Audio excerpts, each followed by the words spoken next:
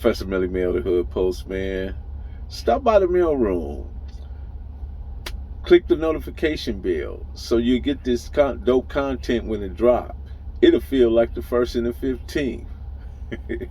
Today is Wisdom Wednesday. And the wisdom is, the poorest man in the world is not the man without money. It's the man without rapport. Go on and let that sink in. I know that probably went over a lot of your heads, but just let it sink in. Go on and work with me a little bit. But word to the sunrise, Damu Kiwe. You can accept or regret the way you treat each other. But until you heal the wounds of the past, you will continue to bleed. Simple as that. You will continue to bleed. You got to heal the wounds of the past. You put a bandage over the wounds with materialism. I mean, like fashion, cars, money, even alcohol and drugs and sex cover those wounds. But eventually, the trauma will seep through and stain your life, causing you to have a cognitive disconnect. A cognitive disconnect. And that's what we're seeing today with the youth. You must find things to strengthen you, to open up the wounds.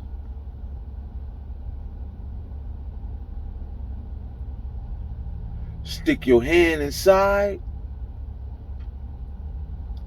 and pull out that core of pain that is holding you back, that is holding you to the past. You can't continue to be held to the past. You can't continue to be responsible for things that occurred in the past. But yet, you still keep perpetrating or perpetuating the same type of violence towards one another. And you have no good reason. What is the reason for all the violence that happens in our communities? Damu Kiwe, only you can answer that. You got to create and reposition yourself to a life that the Creator Himself intended for you. You must find your purpose.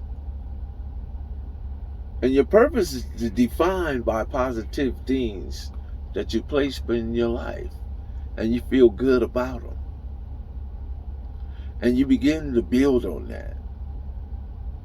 And we coming back to the richest man, the poorest man in the world is not the one without money, but the one without rapport. Because within rapport, you're able to build commonality and be in total responsiveness by communicating, mirror and matching one another. Because you guys have a great deal more in common than you do not in common. Now today we see Bloods attacking Bloods, Crips attacking Crips, or Crips attacking Bloods, or Bloods attacking Crips. And the level of violence has escalated. But what is the end? What is the end? What is the end result? Is this really what you want for your life? Death? Or prison for life? Never to see your hug or hold your family, your children? Never be able to be active outside of a prison cell or prison wall in the community? Go about life and be, free to do the things that you love to do. Pay people to do the things that you love to do, and pay people to do things you don't want to do. It's your choice. I know sometimes things I say sting a little bit, And you may necessarily not want to hear them, but these are things that must be said because of the circumstance and the trauma that our community keeps having to endure day in and day out. How long can we continue on this path? All spaces are filled with something, positive or negative, but it's up to you to pick. So as you must reach your hand inside and pull out that core of pain and put back in that heart, put the love, the care, the kindness, the consideration, the stuff that really belongs there. You see, because anger, confusion, hatred, jealousy, malice, it doesn't belong in the heart. We come to this world not knowing anything. The things that happen to us are experiences, or things we see in our eyes, or things we take in. Those are the things that either teach you what's right and wrong, and at that point, you get to pick which side of the coin you want to be on. Because you come to this world not knowing anything.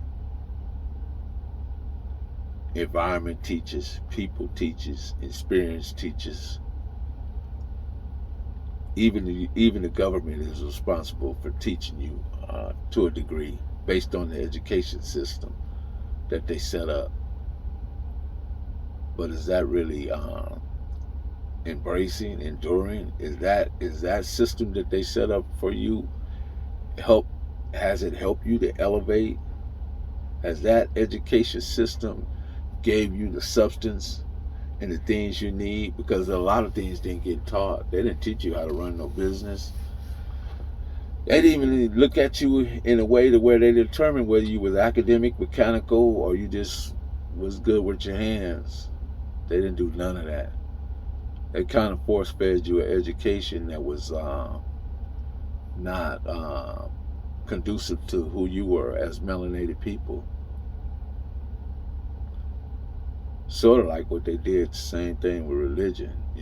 Everything you know about religion came from another man, but yet you seem to ignore that fact and skip over it like a speed bump, and think that because your grandmothers and aunties and all these other people, who never really took the time out to figure out if this was something really good for us. They just follow it because it felt good to them. Don't get me wrong. There's some things in it because we have an infinity in us to recognize truth, and if by it have some truth in it, we're drawn to it. So what they did, they took some mixture of things and put it in just for you. And that was enough to get you over there for the win, you know what I mean? And then the pastors and the bishops, the ones that's in these churches preaching, they're only there for one reason. Not all, but everything is not 100%. There's some really sincere people out here as well, But some of these people are here just strictly just to take your money and utilize it in a way that benefits them, their lifestyle, and their family. But yet you seem to don't get that, So sometimes I gotta veer away from the aspect of talking about the gang history and all this mechanisms and things that make it moves and operates. So I have to come back to some real life stuff and try to give you some substance, give you some food, because I understand that my people, they suffer from being information poor and information malnutrition. So I try to articulate a message that they can feel and understand, and hopefully apply it to their lives. I had to apply some things in my life because, you know, one of the first books I read was Breaking the Psychological Chains of Slavery, Spiritual and Mental Slavery. You know, once I understood what was going on, I really began to delve into a lot of different literature. And, you know, there was some Claude Anderson, there was some John Henry Clark, there was some Dr. Ben, you know what I mean? Now I'm into the Browder Files. Chap in with the Browder Files. Really, Anthony Bauer. Yes, Browder. Matter of fact. Yeah, tap in with him, man. Very interesting. Very interesting. So, I mean, I don't have a whole lot to say this morning, but I just wanted to get that off my chest, and hope you guys are having a fantastic morning.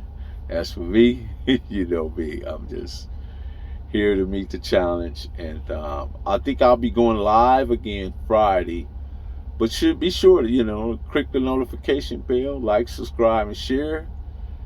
And when this dope ass content drop, it'll feel like the first of the 15. Y'all remember the first of the 15? That was really wild back then. But Professor Belly Bell, the Hood Postman, you know the vibe. I'm out.